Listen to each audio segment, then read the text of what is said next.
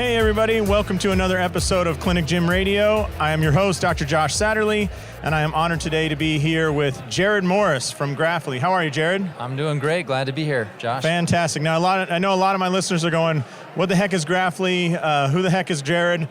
And we'll all explain that in due time, right? Yep. But can you give everybody a little bit of background as to who you are, just 1 minute of, the Jarrod Morris story? Absolutely, yeah. So I've been in the marketing automation space for, gosh, I guess it's going on 13 years now. It's crazy to think you've been in it that long, right? Yeah, it still feels like I'm still getting started, right? Yeah. So, I have a lot of experience. Started a marketing agency with a friend, and where we set up, systems and automation for people to help them scale their businesses and do better marketing. So right. That's kind of our... So for those of my listeners who are like new to this game and they're thinking, what is a marketing automation? This would be using a service anywhere from like Aweber, MailChimp to you worked for Infusionsoft, ActiveCampaign. What are some other ones? Ontraport, things like that. Drip, ConvertKit. I mean, there are a lot of them out there, right? Right. And so anybody that's using those, that's what we're talking. That's kind of where your expertise lies, right? Yeah. Yep. Fantastic. Now, Jarrod is with his partner Dustin, they're the ultimate dragon slayers. And here's why I say that. Because you guys are slaying the dragon of the guru, right? Yeah. You guys have started a company that essentially says, hey, let's use actual information from a business to tell you what actions to take at certain times or certain days or for certain reasons, rather than just going, well, this guy said to do this thing at this time on this day, and and so you kind of give that to businesses, right? Yeah, exactly. We joke and say 80% of the time stats are correct, or 100% of the time, you get it. Right, you're the Ron Burgundy of business information. You got it. No, so I think what you're referring to is, a lot of times people look to gurus to tell them, here are the things you should do, and here's why, and here are the stats, and it's like, but are those the stats for your business, for your industry, for your niche, Right. And we say, no two businesses are created equal. Yeah. And you gotta listen to what your business is telling you. It is there's data there that should, be telling a story. Yeah. Are you listening? I'll tell you a perfect example. There's a gym, I live in Las Vegas, right? And there's a gym that for 15 years had a sold out spin class at 1 a.m. Monday, Wednesday, Friday. Now, if I asked you which class on the schedule would be sold out, you would never guess 1 a.m., right? No. But in our town, a lot of people work 2 to 10. That's the swing shift, right? So if you are an afternoon workout person, you get off, they work 2 to midnight. They're driving home and they think, I got to go to the gym. So what time would you go to the gym? Well, you're kind of really pulling out of work at 12:15. You get over to the gym, change, 1 a.m. spin class. But that is very specific. I don't think they're doing that in Ogden, Utah, like where you live, right? I haven't seen it. Everywhere closes at about 9 o'clock in Ogden, Utah. Yeah. So. Yeah, they're not opening the doors saying, hey, we're starting this class at 1 a.m. So, and I know from my perspective as like essentially a consultant, I know when my emails would be opened by my customers who are chiropractors serving their clients, but the emails that the chiropractors will send out would be open, say, at different times, because it's not chiropractors opening those emails, it's patients who are with their kids or at their jobs or getting off work and whatnot. So all those stats will be different depending on the specific business. Yeah, you got it. And even within the business, I'm sure you've got chiropractic clinics that service, more like athletic, people who maybe service an older crowd. And so those people are all checking their emails at different times, and you can't just take what works for one business and apply it to your own. And sometimes you'll fall flat on your face. When I had the gym, we had golfers who are used to being up at 4:30 a.m. because tee-offs are at 7 a.m. on the tour. Yeah. And then we had a couple NBA stars, and they're not real hip at waking up before 10 and getting to the gym before noon. So it's two disparate kind of timings there, Yep. Yeah, well, I love this. Essentially, everybody should go online and look at what Grafly does, because there's no way to explain it over an audio podcast about how amazing this reporting structure is, but basically it allows a business owner who's using the right softwares to build essentially a really good dashboard for their business, right? Yeah. When you get in a car, what do you look at? You look at the dashboard, right? You want to know how fast you're going, if there are any fluids that are low. I look in the rearview mirror and tell my kids to keep it down and buckle up, but then I do look at the speedometer and whatnot. Yeah, but you would never, you'd never put on a blindfold and just punch the gas and hope for the best. But yet, that's what a lot of entrepreneurs do with their businesses. Well, that's like 99% of small business, right? It's just like, let's go as fast as we can. And pray for rain, baby. Yeah, exactly. And, so there is a better way, and it doesn't take someone who's super tech savvy, or they don't have to love numbers even. They don't, I am far from an accountant, but I do like money, and that is important. And so really what we do, it's an old adage, but a picture's worth 1,000 words. Yeah. Sometimes it's hard to be in the middle of spreadsheet hell. Like, that's no fun. That's not why any of us started our businesses, right? Yeah. We don't want to spend our days in Excel. What we want to do is we want to serve our customers, we want to solve problems, and we want to make money while we're doing it. And so we take all that work that's usually pretty laborious and we make it easy. We just put it in front of you in pictures that are easy to understand, help cue you into, hey, there's a problem over here, or there's a real opportunity over here, and help you hopefully move some levers that move you in the right direction. So yeah, I think too, we're talking about the owner being in spreadsheet hell, but if you're in a staff meeting and you're trying to show, say, 10 members, where things are trending and whatnot, you don't want to be pointing to columns and rows on a spreadsheet. You can't send a message to go, hey, we got to unify behind this and get all 10 of you working towards the right area, right? Yeah, if I can get everyone's attention on cell C25, you'll see that this is the sum of the, no, it's just not going to work. Especially when the left side of whatever it was, now has disappeared and you're just looking at a number. Yeah. And you guys make it, like in a split second, I can look at where we are. Yeah. Just like, I really like your stat that looks like a speedometer. And says, hey, on the right side at the speedometer, here's our goal. Yep. And we're 15 days into the month, and we're halfway into the month, and we're not halfway to the goal, or we're over the goal. Great, Yep. And have a little excitement. So everybody take a look at Graphly. Is Graphly.io, is that? Yeah, you got it. That's the website, Graphly.io. Okay, now let's get to the good stuff. So, what does this really mean for business owners? So could you share a story maybe of a business that was like, oh my God, once I visualized this, once I could see it, it totally changed our perspective of what to do. Sure, yeah. So we worked with a supplement company that, was selling some health supplements, and they were in that's a very competitive market, Yeah.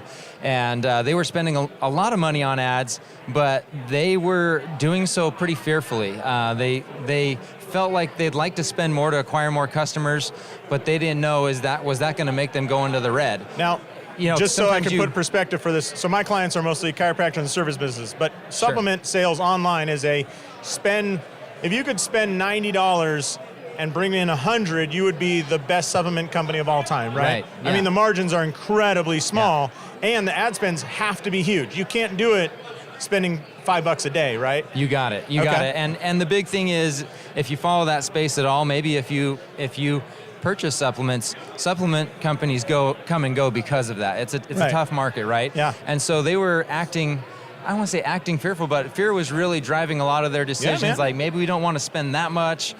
If they underspend, then competition stops out. If they overspend, Can you give us an idea of what was their monthly ad spend? 100 grand? Yeah. Okay, they were right in that range. So you're moving some money, right? Exactly. And so what they didn't fully understand was their lifetime value. Okay. And so, they knew what the upfront transaction was. And so you can compare your ad spend to that same month's orders of first-time orders. But really what that customer's worth to you is, are they on auto bill where they're going to get that supplement mailed to them every month? Because that first sale in that business is usually a wash, right? Exactly. Basically paid for the ad to bring the person in. And sometimes worse. Sometimes, what they didn't know exactly is when they would be positive. And, there are a lot of little figures. But when they started to look at, okay, here's our lifetime value. Let's say it's $1,000. Well, we can actually spend up to $700 to get the customer. Oh, interesting. Okay. And how long are you going to have to wait? Is it 3 months, 4 months before we break even, essentially? Yeah. And so, how many times will I have to go ask my father-in-law for another check? Exactly. Oh, we can get it. I can tell you it's only going to be 3 months. And what they discovered was that their lifetime value was more than double what they thought it was. Wow. And so they felt like the competition was beating them out, showing up higher in ad placements. Well, they were, because they were willing to spend more. The moment they realized, holy cow, the lifetime value of a customer is double what we thought it was. We can spend more to go get those customers. Yeah. Obviously we all want to get customers for as cheap as possible, but we also want to take up as much as the market as we can. and they were able to just boost their ad spend with confidence instead of being fearful. Because that's the problem, is like when we don't know things, it can cause a bit of fear. But having because if I said, hey, would you be willing to spend $500 to get a customer? Most businesses would be like, I don't know, but probably not. Yeah. But if every customer is worth $1,000, I can spend $700, like you're saying. I can say, no, I don't want to spend $500. I actually spend $600 or $700 to get that same client because I know I'm going to get the money back. Yep. Yeah, that's a huge game changer for those companies, right? Yep, it is. Okay. How about on response? So like, people sending out emails and offers, things like that. What did you guys learn there timeline-wise or? Yeah, so for the longest time, I've heard numerous quote-unquote gurus quote, Tuesdays and Thursdays This is where you and your buddy are hunting dragons, right? Like, exactly. Oh, yeah, okay. And we're saying, wow, that's crazy that everyone in the world happens to be available on Tuesdays and Thursdays at 10 a.m. Yeah, that mother who just dropped her kids off and is sitting on her phone in front of the Starbucks is exactly the same as the accountant who has clients in the office at 9 a.m., right? We all take a break at 10 a.m. on Tuesdays and Thursdays to check our email. Yeah. Exactly. So we said, I wonder if that's really the case. And so, being the tech guys that we are, we're like, okay, well, we know the data behind when things are opened and when they're clicked, and we can do it on a client-by-client basis, and we'll just take that and output a heat map. And a heat map is essentially, it looks like kind of like a checkerboard. Yeah. And the days and times where, there's the most engagement, people opening and clicking, they're lit up the brightest. And what a heat map is what a graphic designer refers to a spreadsheet as, right? Yeah, kind of, yeah. Boxes and rows. It's boxes and columns and rows. And then the color, the shading of each box represents, So a dark, let's say you had a purple. Dark purple means that's when that's when these people are really responding. Yeah, and then maybe on another day and time, it's kind of like a lavender, It's like, okay, we're getting some engagement, and then maybe some cells are totally white. So again, going back to my example of Vegas, I guarantee everybody on this, if I send out to people who work in casinos and hotels, Thursday, Friday, and Saturday, from I'm going to say noon to about 2 a.m. or 2 p.m. to 6 p.m. There's going to be no emails open because that is when everybody's landing in Vegas. They're checking in hotels, and everybody who's working there is super busy. Yeah. Now at midnight, you might see a jump in my town. Very rare, but at midnight you might see a jump because I'm getting off work. I'm sitting in my car. Pull up my app, I can open my phone, my emails on my phone, and it might turn out that for my market going for people who work in the hotel and casino industry, 12:15 may be the perfect time to send emails, right? Yeah. It's crazy, but you won't know that until you actually pull that data. Exactly. And it's funny, that actually reminds me, growing up, it seemed like Friday nights, Friday evenings, Saturday, about 5 or 6, you'd see a big influx in the gym. The younger crowd basically getting pumped, getting swole before that date, and then they'd head directly across the street to get their cars washed. There's just a time and a place, and it's not really about, what you want to do is you want to get in front of your audience at the time that's best for them. Right. And that's what it's all about. Yeah. And so what it allows you to do is send emails that actually get opened. Yep. It allows us to find out who's actually responding, right? And what do they respond to and at what time? And then actually look at our numbers for our business because, I was telling somebody, one of our clients, a lot of chiropractors do like a pre-participation physical, right? If you're going into high school sports, your chiropractor can do, not every state, but most states, they can do an exam and say, hey, you're cleared hot for sports. Now, there are some guys that go, I charge for this, it's a lot of time. And then there are some that go, hey, I'm just going to do it for $20. And in fact, I'll donate that $20. If you come in with your baseball team, I'll do all 15 of you or 20 of you. That's $20 a piece, 20 guys, $400. We'll give it back to the team because they have no money, right? Okay. And you might think, hey, that's a total loss leader, right? I had a friend who tracked it from a spreadsheet, didn't have Graphly, tracked it from a spreadsheet, and he said, for every one of these I do, I make, I think it was $478 over the time that they're in high school. Right? So $500 for every person that walks in, and you give, so would you give away a $20 exam if you knew it was worth $478? That sounds like I'm in Vegas, but with like really guaranteed odds, you know? Should I? Like, yes. Yes, I'm Can I going to keep bet pulling on that lever black all day and long, red right? at the same time and then spin the wheel, yeah. And I mean, that's crazy, right? And yet his competitors, they didn't know that data, so they weren't willing to, they felt like it was more of a gamble to them instead of an investment. And they were saying, oh, I got this whole Saturday full of these things. And my friend's going, this is the best marketing day of my life. Like, if I do that, and every one of them is worth $478, hey, man, I'm going to open up Saturday and Sunday every, for 3 times a year or something, because it's totally worth it. Absolutely. So that's really interesting, because his competitors were guessing, so they felt like they were gambling. He was able to, he sat down, measured, saw the return, and he said, hey, I'll invest in that all day long if that's what the return looks like. Hell, I'll give them t-shirts when they come in, you know? Yeah, what else? Yeah. Here's free Chick-fil-A. So, so you have any good stories about maybe businesses that, when they started seeing their numbers, realized that maybe the product they thought they were making money off of, or the service they thought they were making money off of, was different than, again, their assumptions or what the guru said they should do? You know what I mean? Like, there's always that, oh, this is where you're going to do this, and it's like, in your business. I'm trying to think. Yeah, Jarrod's making the dusting off the old files face, like, which is fine. But how about in your own business? When did you see a number that you were like, oh man, this is totally different than what we thought? Well, and we've chatted about this before, but we, even being data guys, we got a lot of stuff honed in on like our automated funnels, and we were measuring different things, but we have sales staff who also call and talk with customers and demo software, and their job is to show the value and how it's going to help them grow. And we had one particular... And that is the sole way you truly get customers, right? Yeah, it is. I mean, we have people who sign up because we have a free trial. So people, if they're fairly, somewhat even tech savvy, they can get in, they can build it out, and on their own, they might say, yeah, this is awesome, and upgrade. But we try to get voice-to-voice contact with everyone. And so I had a salesperson who was newer. I was training him, but he seemed to be picking things up pretty well. How many hours a week was this person working? It was a full-time.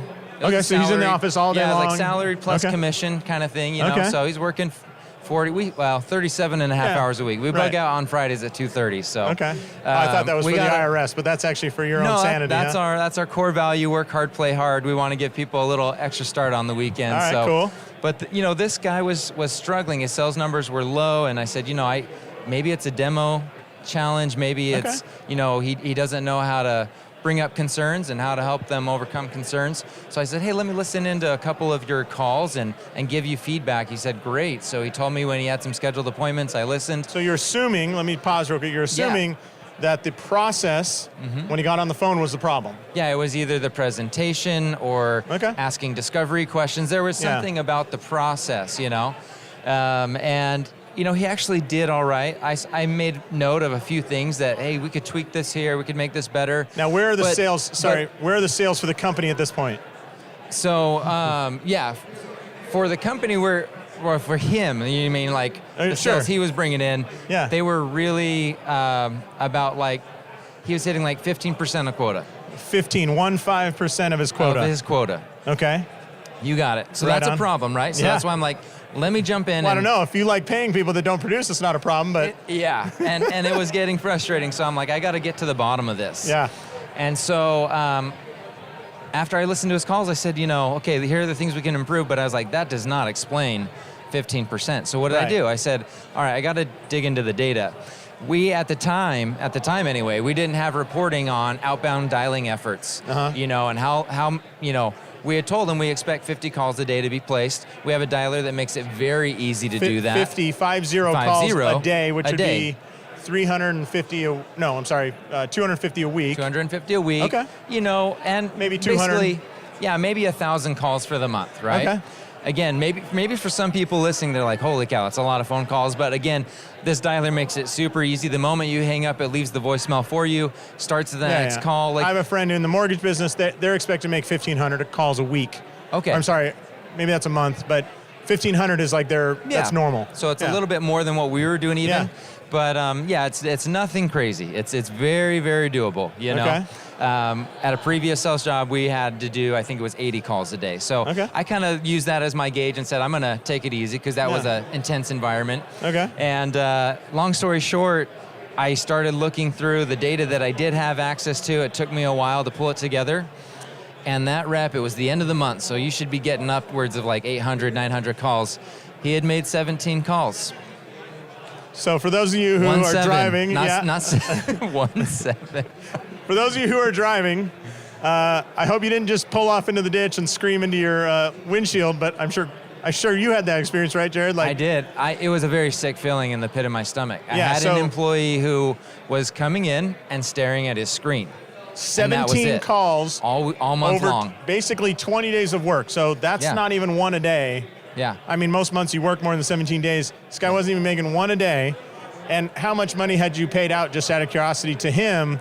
What was the cost of the company? That's embarrassing. So his time with us, I don't know, it was probably well over $20,000-$25,000, and I got very little out of it. Awesome. Yeah. Awesome. And so for being a data guy, I felt sick to my stomach because, that's opportunity lost. And right. And but you could sleep well knowing that when you, I hope, canned his ass as fast as possible, that it was based on data and not based on your opinion of him or his beliefs or who he voted for president. And he thinks, no, it's just, hey, dude, I have a report based on the data that we use at our company, and you're just not performing. Yeah. I mean, if Tom Brady starts for the Patriots and throws 17 yards instead of a couple hundred in a game, Bill Belichick might be in love with Tom Brady, but he's benching his ass. Yeah. Period, right? Yeah, well, you're going to shake your head at me, Josh, but I pulled the employee in and I said, hey, I need to show you something. We need to have a chat. And I went in, not completely, I said, I'm not going to make a decision. I'm going to ask him what's going on, and I'm going to, find out.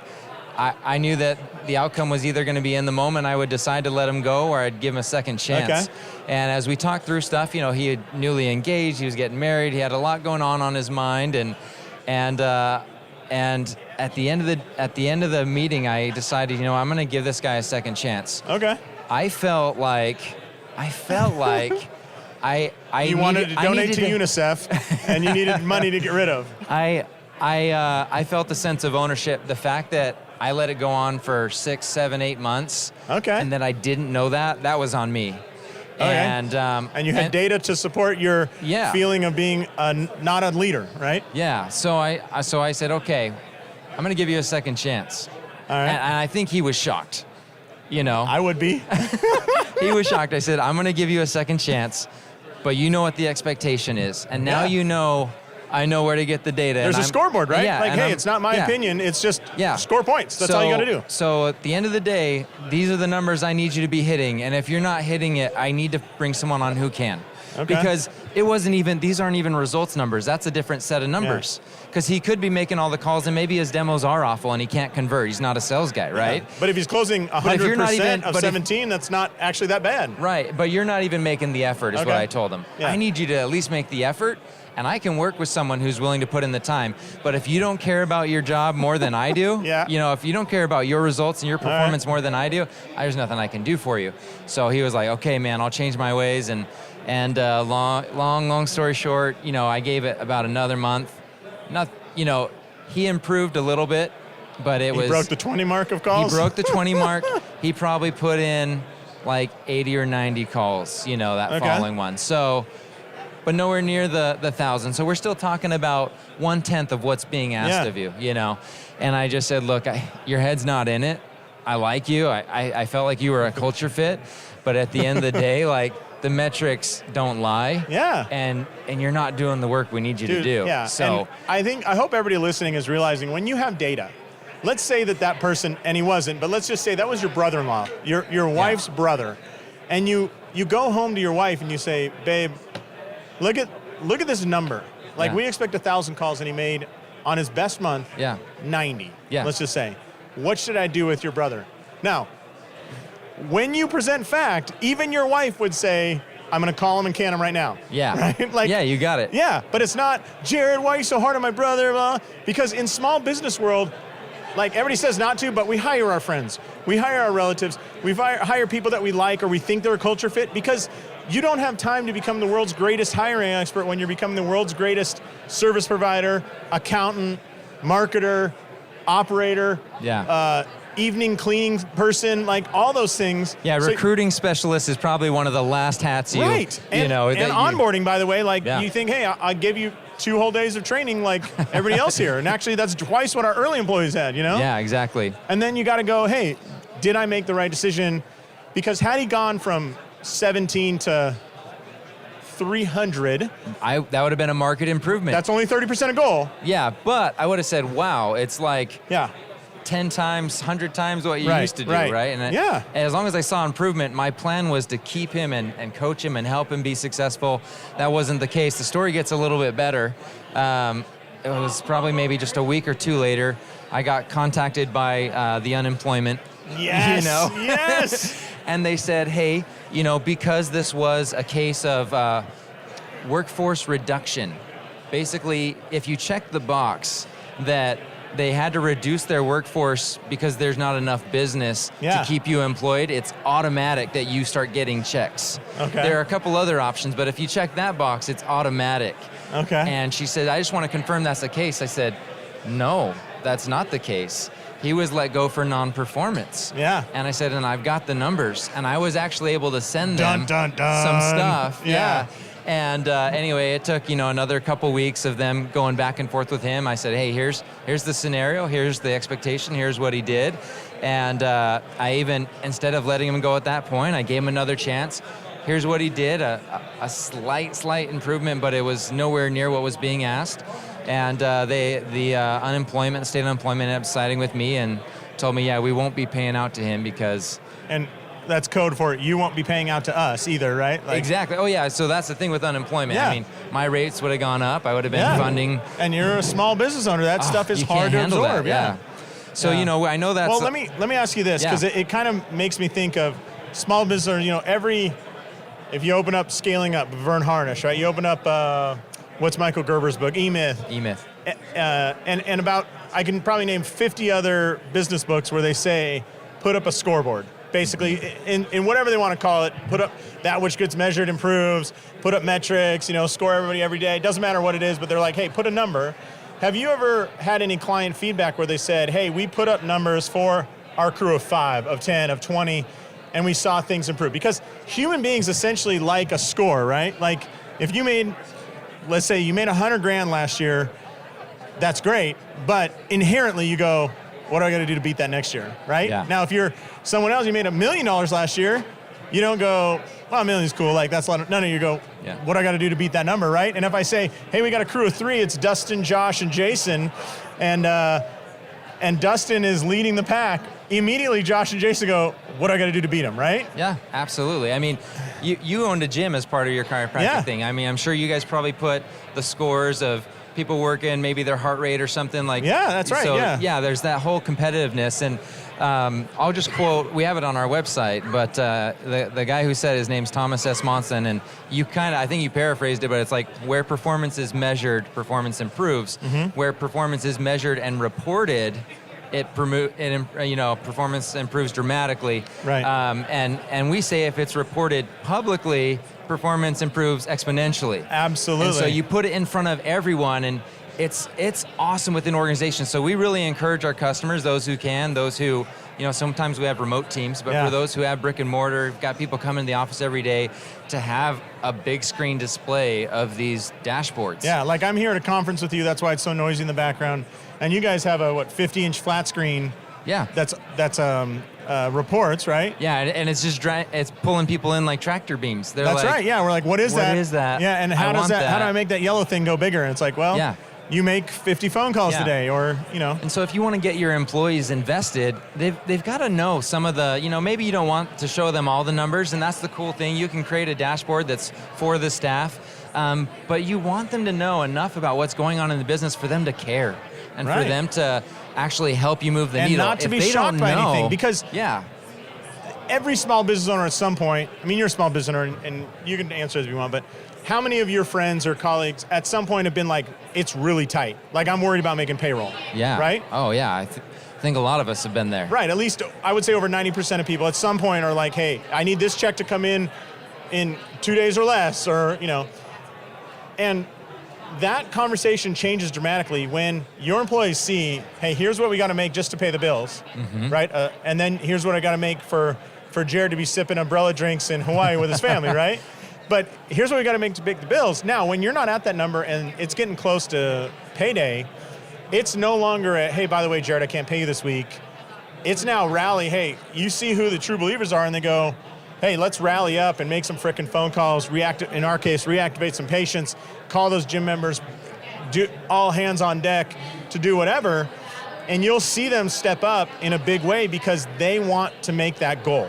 They want their team to win, rather than the business owner sitting there laying in bed at 3 a.m. sweating and staring at the ceiling wondering how he's going to do it, right? I'll tell you how to do it. You get everybody in that room rallied behind the same goal, and amazing things happen, right? Exactly. I mean, it doesn't matter the size of business, from launching the MacBook Pro to, mom and pop sandwich shop, it all works, right? Yeah, totally. And it's what you're saying is something that we see over and over again when people get a dashboard, or even if they're working in Excel, but if they start paying attention to the numbers, start tracking them, start recording them, start looking at them on kind of a recurring basis, something magical happens. Without changing too much of their process or systems or anything, or what they sell, or what the price point is. Yeah. The numbers just get better because there's an attentiveness to it and a focus on it. And once you know where your baseline is, it's a lot easier to improve. It's like the 4-minute mile. If I just told you, Josh, run your fastest mile you possibly can, that's different than me saying, hey, Josh, these 3 guys ran a 5:20, a 5:40, a 6, and I want you to do your fastest. Suddenly you're like, it's different than just what you think would be your fastest, right? So if you get that add those 3 up and then I run a mile. But yeah, I get your point. Yeah, but seriously, if it's not reported, because if you have a sales crew in a gym, I mean, they got sales teams of 1, 2, or 3, right? And if I say, hey, our number 1 sales guy was Jarrod, and he, last month he sold $1,800 in memberships, I don't even need you to beat him. Like literally, if you just get close, this gym's doing awesome. Because if you get 3 guys who are above the 1,500 mark or 1,200 mark in the kind of gym we're talking about, you're top of the heap within 3 months. You know what I mean? Yep. And if you're the kind of chiropractic practice or PTs, and you just have a little marker in there like how many calls have we made to people, and we look at how many patients haven't been in for 6 months, and then how many have we called? When that number gets above, if I'm calling 75% of the people who haven't been in there in 6 months, I guarantee you every schedule is getting more full. Yeah. You're not going to be 100% successful, but just what are some basic measures that we can, like you said, pull those levers and see what happens. Yep. It's incredible, man. So what you're doing for small business is awesome. Well, thank you. Yeah. Well, one thing I always wanted to, and by the way, you know what? We're our biggest customer. You are really? Yeah. Cool. Well, I mean, no, but but you have a software as a service business. We use our own software in our business. That is not very expensive. So what's your lowest price so point? The lowest plan is $30 a month. Okay, so I think, hey, $30 a month, that's not a big deal, right? That's right. Well, you got a big family, so that's me taking my kids to Cafe Rio, right? Right, yeah, sure. Okay, boom, there's 30, and I'm thinking, there's no way this is a big deal. Yeah. But when that gets past that, I don't know how many customers it took to pay your rent or mortgage at your business, right? You're like, hey, that's kind of nice. I saw this with memberships. It's like, our average revenue was like, I think it was about $179 for large group, and then small group was bigger than that. And you think $179, blah, blah, but I remember the moment it crossed the amount it cost us for our building, right? It's like, magical. Ooh, that's because nice. you don't have to go out and hunt that just to get that portion of the bills and you paid. can make better decisions. Like you're not in scared mode because you see what the numbers are coming in. Yeah. So I mean, so many accountants say like do a 2-week cash flow. And what you guys have put together is you'll visually show what that 2-week cash flow, like here's what's expected over the next 2 weeks, right? Yeah, yep. Okay, so little bit of lightning round here. I just want to ask you some things. Can we figure this out? Okay. If I was a chiropractor and I had a gym, right? So I have, starting with the injury, moving towards a long-term gym. So I sold my place after about 4 years, and I had people that were there for all 4 years. But if somebody had responded to a Facebook ad 3.5 years ago, and then they came in for that original injury, and then I moved them into the gym, and they had a membership for 3 years, plus at a couple times they went back through the clinic. Could Grafley tell me what that customer is worth? Absolutely, yeah. So you can see the lifetime value, and that's a metric that we tell people to really focus on, not just what the first transaction is or the second transaction, but what they spend over a lifetime with you. Yeah. And that's going back to the supplement company. I mean, that's... Yeah. Well, for me, like $200 a month, let's just use that as easy math, times 3 years, it's 36, so that's $7,200. Yeah. Okay, plus a few injuries in there. I'm getting close to 10 grand with that person. Should I send them an actual birthday card that I hand sign? Yes. Yes. Yeah. Well, and you have a certain confidence level of doing that because, like you said, you ran that business for 4 years.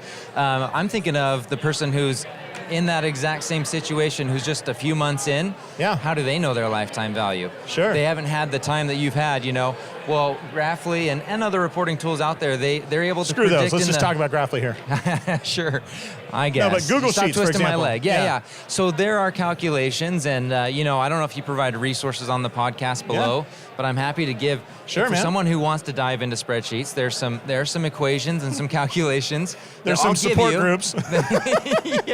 That I'll give you if $30 is too much to help calculate and project based on what you charge, based on how many subscribers you currently have and what percentage of those cancel on a monthly basis, to project how long someone is going to stick with you, and therefore what their lifetime value is going to be, all based on current numbers, based on your current attrition, average subscription price. Yeah. It's really good for forecasting and making those predictions so that even if you haven't been around for a long time, you can be more savvy in your advertising, what you're willing to spend to bring a customer in. So yeah, and what type of customer? Because I know like our attrition rate was we got it down less than 6%, which is really good, especially at a high ticket item. But but you still have attrition, guaranteed. People are moving away. We had a couple guys that are got government contracts in other states and stuff, so you always have them moving away. But you realize that just a few more months of that membership is a big deal, you know? Yeah. And if you know where that drop-off is, by the way, Josh, if you don't know where people are falling out, there's nothing you can do. But if you know that, hey, at month 9, for some reason, at month 9, a lot of our members just start I didn't think about that, yeah. At month 7 and 8, you start doing things that drive loyalty, drive happy experiences that are going to hopefully get them past that. Because nobody would think, in the gym business, it's all front end. I'll give you a free massage when you sign up. Right. But what you're saying is maybe it makes more sense to give a free massage at month 7. Yes. And they're like, that is so incredible. They gave me a massage for no reason at all. And a shaker bottle at month 8. They really care about me. I'm going to stick around for 3 or 4 more months. And it's just little things like that. And what you want to do is you want to avoid when you sign up. This is a new lesson I learned. And it's like, you don't want to, sometimes what we do when we're selling stuff, and I imagine I've sat down, I've been on the receiving end of a gym membership pitch, They throw everything at you, like, you're going to get this, and you're going to get this, you're going to get this, you're going to get this. I get in all those things, and I'm like, meh. It was a lot of things, but it was exactly what I expected. So in the sales process, one thing that we're starting to do is we have some things that we want to give them. Instead of using those to persuade them, we've got to persuade them with the benefits of, for example, just being a member of our gym. Yeah. Whatever those natural benefits and outcomes, desired outcomes they're going to achieve is great. Let's hold some stuff back and deliver something they didn't expect, and it's in that moment that there's a wow experience. You could give this exact same things, but if you told them ahead of time you're going to give them to them, they're just like, thanks. Yeah, that's like flowers for your wife, right? Yeah. On her birthday, they're not a big deal. No. On a random Tuesday when she's bringing the kids home from soccer practice, she walks in and there's flowers in a vase. That $8 now has a very high ROI, right? Higher than the $30 bunch of roses you got her on Valentine's Day. Valentine's Day, I just got my wife a bouquet. Yeah. And I got There was home. no ROI. I hate to say, Grassley said you failed. Here's what she said. She's like, I was at the store earlier today and I almost bought, a bouquet of flowers because I want them on the table. And I said, no, Jarrod will get them. I'm pretty sure he'll get them, I have historically. And she's like, I'm so glad you did. And I'm like, I'm so glad I did because now you're back at 0. Yes, exactly. It's so much better than negative. Set a reminder in your phone that, 4 days from now when you get back after this conference for no apparent reason, buy some more flowers. I'll do it. I'll be right back with my interview with Jarrod Morris after this. Are you a chiropractor or physical therapist working long hours, worrying about lower repayments and missing out on quality time with your family?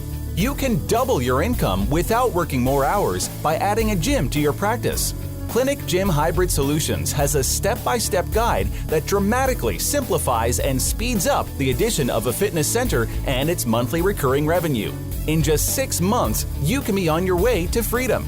Visit clinicgymhybrid.com today for a free downloadable PDF and complimentary consultation to get you started. That's clinicgymhybrid.com. Can you give us maybe 3 numbers you think every service, so we're talking service business, right? 3 numbers they should check, and then we'll kind of wrap this up. Yeah, absolutely. LTV, lifetime value. Yeah, let's use lifetime value as 1, but let me add 2 more. Go 3 more, because lifetime value is a really tough one to actually figure out for everybody. Sure. But if we just get people thinking about LTV, they're going to be in a good place, right? Yep. Okay, cool.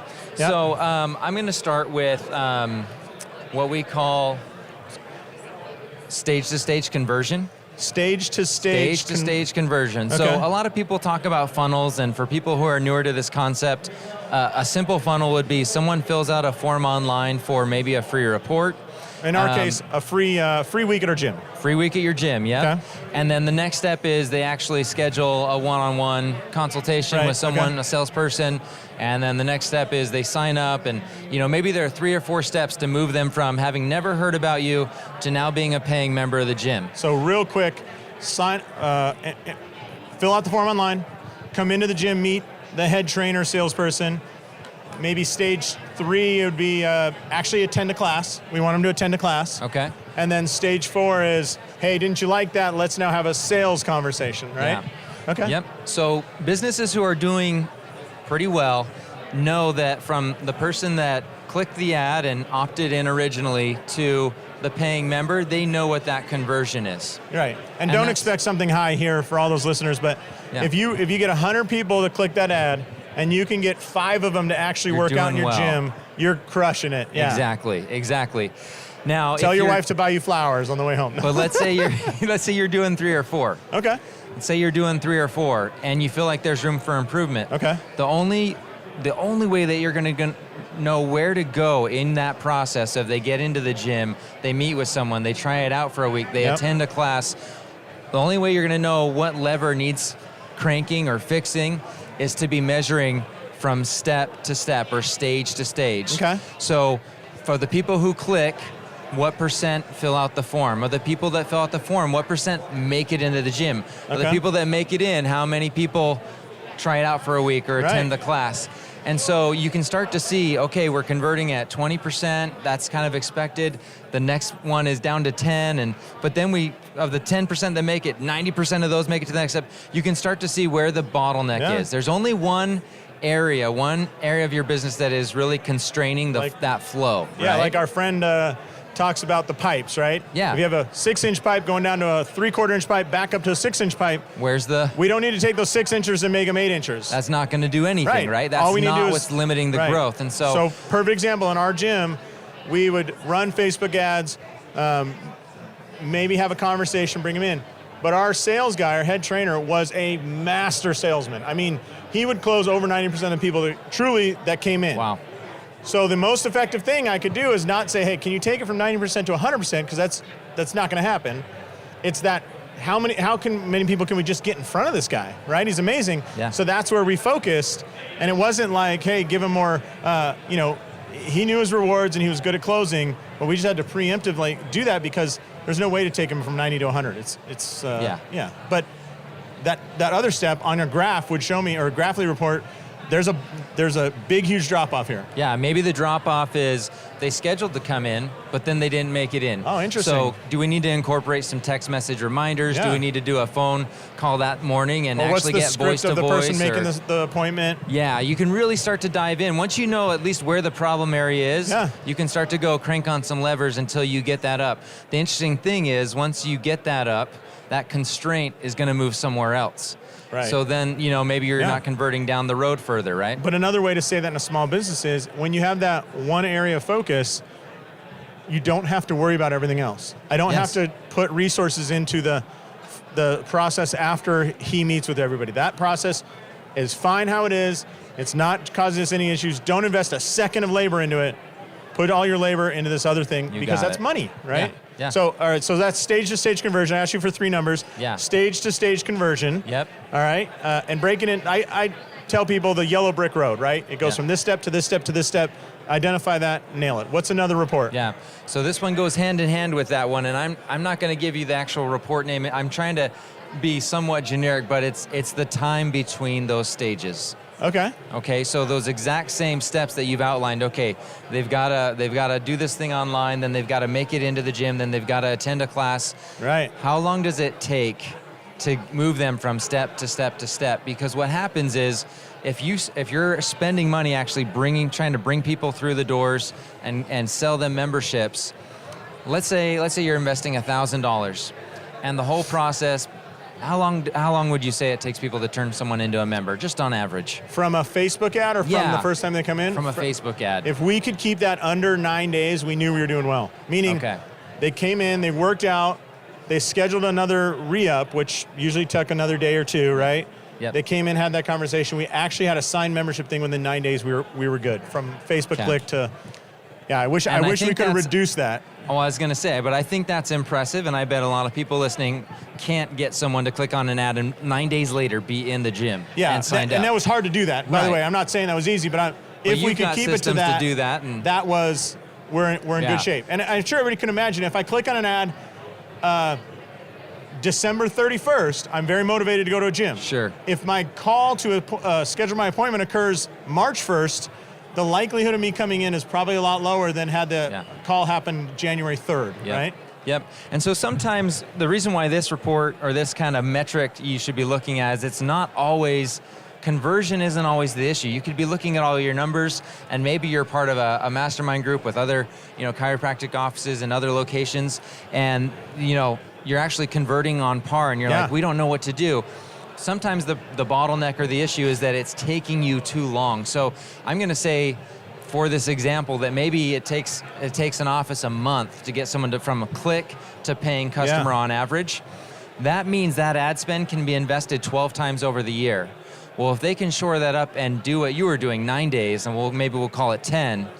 Let's say 14, because that'll cut it in half, right? Okay, yeah, so 14, 15. So now the money that they were investing 12 times over a year, they get that money back. They can invest it 24 times over the year. Woo! So as far as speeding up that velocity of growth, you want to try and shorten your sales cycle as much as you can, and you know that. I mean, it sounds like something you drove down as much. Yeah, but tracking it on a spreadsheet is tough. Yeah. Because one of the issues inherently in a spreadsheet is everybody reporting it the same, right? Oh, the front desk person, the salesperson, me as the owner, the person running the ads, is everybody reporting it the same way? No. Okay. I'm going to tell you no. And are we remembering to do it every time? Because salespeople inherently hate spreadsheets. They like winning. They don't like spreadsheets, right? And the bookkeeper, accountant, general manager loves spreadsheets, hates selling, right? So now you have that deconfliction. And then, is it accurate? Like, for example, most embarrassing moment, we charged a person 8 times for one-on-one sessions that they never attended because they spelled their name one letter off than the actual person who was coming in. So those sales were being attributed to somebody else, and luckily hitting somebody else's credit card statement, which was a great conversation to have with somebody. Hey, I know you haven't come in for a while, but we did charge you 8 times for a very expensive one-on-one session. That was a rough one, That was a rough one. But to that point, now we have inaccurate data, right? If this is all automated, it's inherently accurate, right? All right, so time between stages, or time from, hey, I click in, I think I like your gym, to I'm working out, high-fiving people in the gym, shorter might be better, right? Yeah, shorter might be better. What else? What's a third one? Yeah, sorry, I got to clear my throat here, but, to your point, by the way, we ran an ad one time, and I learned we stopped running ads on Friday. So we run them Friday, Saturday, Sunday to get people in for the next week. But the reason I didn't do it Fridays is I realized if somebody clicked that ad on Friday at, say, 4 p.m., you're still in that week. And when we come back in Monday, we wouldn't even call you till after 12 p.m. on Monday, so afternoon on Monday. Well, now you had, in your mind, Friday I was still working. Saturday I took kids to soccer, I did a bunch of stuff. Sunday I relaxed. Monday I come in, I start my work week. And Monday afternoon somebody goes, hey, Jarrod, it's me from that gym that you clicked on a long time ago. And your response is, huh? Who are you? What? I don't remember that. It's like, yeah, you clicked on us only 72 hours ago. But that 72 hours was transformative or in your experience, right? Yeah. So we canned them and we started running them at 8 a.m. on Saturday so we could get that 2-day response time. So anyways, that was our little experience. So going back, so we have identify your stages basically as a step you're saying. Yeah, that's the first step. You got to identify what those stages are. Stage to stage conversion, you call it? Yep. Okay. Then time between those stages. Yeah. And for those, by the way, for those who actually end up signing up for Graphly or maybe already have it, the stage to stage conversion, I was trying to keep that pretty generic to articulate, the idea, but it's called a tag funnel. Okay. So it's a funnel report inside of ours. So you can actually see how many people entered the funnel. It spits out the percentages. So in your case, back to your story of your employee, when it went from clicked, interested, to phone call, to prospect, basically your funnel just fell apart. Exactly. Yeah. Yep. All right, cool.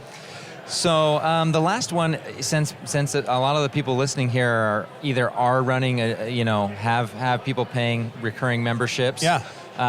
When it comes to recurring revenue, attrition's a big one. Attrition. And it's an easy thing to figure out. You can oftentimes do it in your head. You don't even need a spreadsheet, but you just take the number of people that canceled this month, divided by the total number that were active at any point during the month. So if I had three people cancel, and you had 100 that were active, you have a 3% attrition. Okay. Now, what's important to note, that doesn't sound like much. A 5% attrition. We're both smiling at each other because we both had businesses with recurring revenue. And that three hurts. Starts making you get a little wiggly, right? Yes. At 5, you're freaking out. Yeah, because at 5, what happens is over the course of a year, so at 5%, you're down to 95.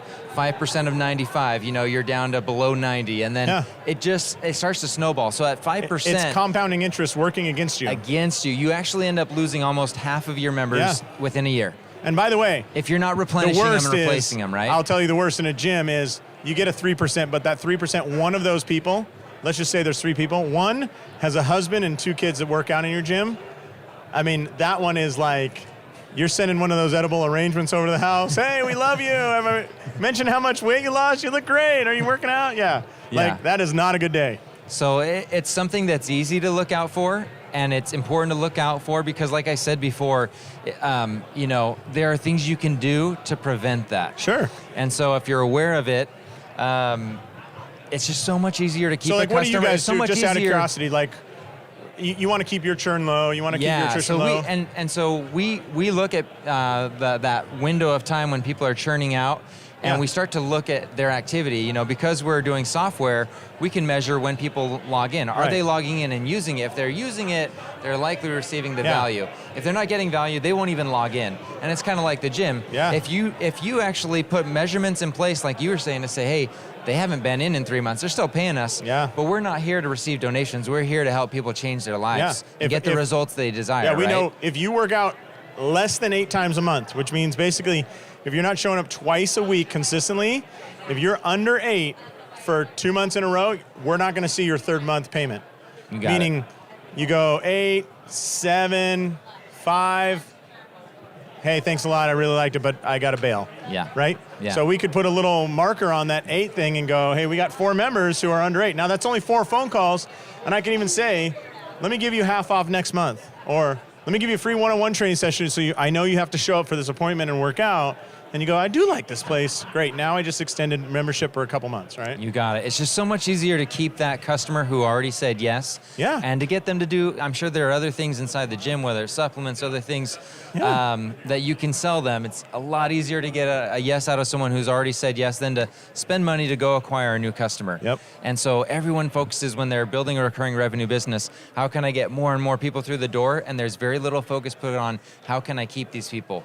And it really ends up hurting in the back door if you don't. You know Sean Greeley. NPE. Yeah, he's Net probably profit explosion. Yeah, he's got to be in the top 10 of all fitness gurus out there. Yeah. And he always would say, retention is your 3rd growth factor.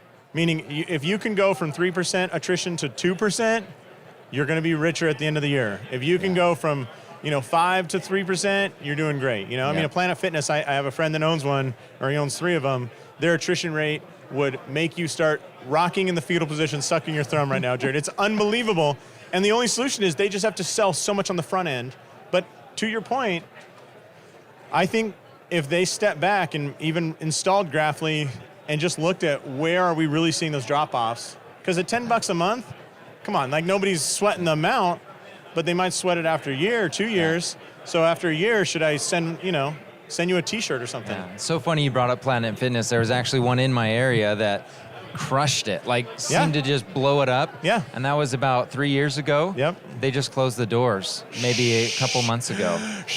And Shocking. Yeah. And here's why. I mean, I think especially if you're talking about a market that is geo-based, you've got a limited amount of people you can service. You can't just Tom say, Plummer I'll says just stick a pin in, you go can't 5 say miles. You can't say I'll just sell more people, because you're ultimately going to burn through your market. Yeah. And then there's no one else to sell, and then you close your doors like Planet Fitness. Right. Yeah, and you would think, how could you ever close the doors when you have, I mean, they probably at one point, I'm almost sure they had a 1,500 member list. Yes. And you're like, oh, that's a ton of people. Yep, and it goes by really quick when you get Really that attrition fast. up to 7%, 9%. I mean, he's had months of like 39%. Like, Oh, hold Yeah, on now- just a second. yeah, Just kidding. Jared's convulsing. He's about to man. vomit. Yeah. Now, if I showed you what looks like his front-end growth numbers, you're like, oh my God, they're amazing. Yeah. They're selling an insane amount. I mean, but when you do the net, and then you got to pay those salespeople a ton of money to close a ton of deals, you go, oh my God, this thing's almost unsustainable. Yeah. Yeah. So anyways, well, Jarrod, this has been a slice of heaven. I really appreciate it. Where can people go to get more information about Graphly? And you mentioned some you said you had some free spreadsheets to kind of figure out some numbers for themselves. Yeah, so they can go to graphly.io. We do have a free light plan that gives them some basic numbers. Mm-hmm. Obviously, there's certain platforms that we work with. Right. We're always expanding that. And then I'll just sync with you, and I'll get you some resources that you can include, wherever you put and this by the way, podcast Graphly, in. for those, you're not going to win Scrabble with this one. It's kind of a made-up word, but it's GRAPH, like graph, LY. LY. Yeah, graphly.io, right? Yeah, you got it. All right. Cool. Well, Jarrod, thank you so much. People, Thank you, Josh. go check out these visual reports, because really I can't do it justice here just over audio, so it's pretty incredible. And Jarrod has the dragging slaying ability, because he doesn't believe what the gurus say. He only believes what the data says, right? That's right. All right. Well, thanks a lot, Jarrod. And on behalf of Clinic Gym Radio, this is Dr. Josh Satterley. Say, go out there, maximize your license, report on it, and live the life you dreamt of. Thanks. Thanks for listening to Clinic Gym Radio. If you're ready to double your profit without working longer hours, please visit clinicgymhybrid.com and find out how easy it is to get started on your path to freedom. That's clinicgymhybrid.com.